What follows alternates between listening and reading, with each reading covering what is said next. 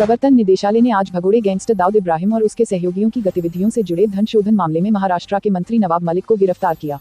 सूत्रों के मुताबिक राज्य के अल्पसंख्यक मामलों के मंत्री अपना इस्तीफा सौंपेंगे। इस बीच सीएम उद्धव ठाकरे ने अपने सरकारी आवास पर आपात बैठक बुलाई है। इलाहाबाद हाईकोर्ट ने निर्णय दिया है कि किसी बच्चे को गोद लेने के लिए शादी का रजिस्ट्रेशन कराना जरूरी नहीं है। अदालत ने स्पष्ट किया कि बच्चे को गोद लेने के लिए विवाह प्रमाण पत्र की आवश्यकता नहीं है। कोर्ट के इस आदेश से ट्रांसजेंडर महिला भी बच्चे को गोद ले सकती हैं। बिहार के भागलपुर जिले के इशाकचक थाना क्षेत्र से पुलिस ने मंगलवार की देर रात एक पुलिसकर्मी के घर से बड़ी मात्रा में हथियार और गोली बरामद की है। इस मामले में पुलिस ने पुलिसकर्मी के 2 पुत्रों को गिरफ्तार भी किया है, जिनसे पूछताछ की जा रही है। नालंदा जिला बल में तैनात पुलिसकर्मी मोहम्मद ताज करीम के घर से पुलिस ने भारी मात्रा में कारतूस और हथियार बरामद किया है। मध्य प्रदेश के बैतूल में दानापुर एक्सप्रेस ट्रेन की एक कोच में अचानक आग लग गई। बोगी से आग और धुआं निकलने के बाद यात्रियों में हड़कंप मच गया। हालांकि समय रहते दमकल विभाग की टीम मौके पर पहुंची और आग पर काबू पा लिया। दिल्ली की तीनों नगर निगमों के चुनावों को लेकर अधिसूचना जारी कर दी गई है। दिल्ली नगर निगम के 272 वार्डों पर अप्रैल माह में चुनाव होंगे। आज प्रधानमंत्री नरेंद्र मोदी ने बाराबंकी में चुनावी सभा को संबोधित करते हुए कहा कि यूपी में डबल इंजन की सरकार में 5 साल परिवारवाद, भ्रष्टाचार व माफियावाद हावी नहीं होने दिया। अब में बहन, बेटियां, माताएं सुरक्षित है। मुस्लिम महिलाओं को कई फायदे मिले। पहले की सरकारें महिला विरोधी रहीं। 3 तलाक से आजादी दिलाई। अब किसी ने सीमा लांघी तो खैर नहीं।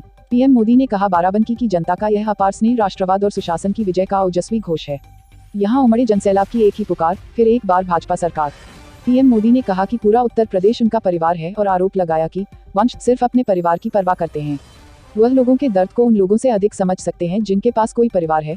उन्होंने कहा, हम परिवार वाले नहीं हैं, लेकिन हम सभी परिवारों के दर्द की पहचान करते हैं, क्योंकि पूरा भारत हमारा परिवार है, पूरा उत्तर प्रदेश मेरा परिवार है।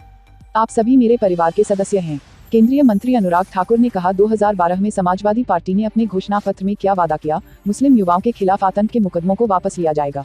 न्यायालय को इनके खतरनाक मंसूबों को देखते हुए टिप्पणी करनी पड़ी, आज आतंकियों को छोड़ दोगे तो क्या कल उन्हें पद्म भूषण दोगे। उत्तर प्रदेश के चुनाव से पहले समाजवादी पार्टी के मैनिफेस्टो में सीधे सीधे लिखा था, और सीधे जो लिखा था वो क्या लिखा था कि मुस्लिम युवाओं के खिलाफ आतंकवादी जो चार्जेस हैं आतंकवाद के, उसको वापस लेंगे। 2012 में समाजवादी पार्टी के मैनिफेस्टो में कहा गया, और 2013 में सत्ता में आने के बाद अखिलेश जी ने, लेकिन उससे पहले क्या कहा मैं एक बार आपको पढ़ के बता दूं। 2012 के मैनिफेस्टो में समाजवादी पार्टी देश की पहली ऐसी पार्टी थी, कोई पॉलिटिकल पार्टी की, जिसने मैनिफेस्टो में वायदा किया था कि मुस्लिम युवाओं को टेरर चार्ज को छोड़ दिया जाएगा, वापस लेने की बात कही थी। और क्या कहा था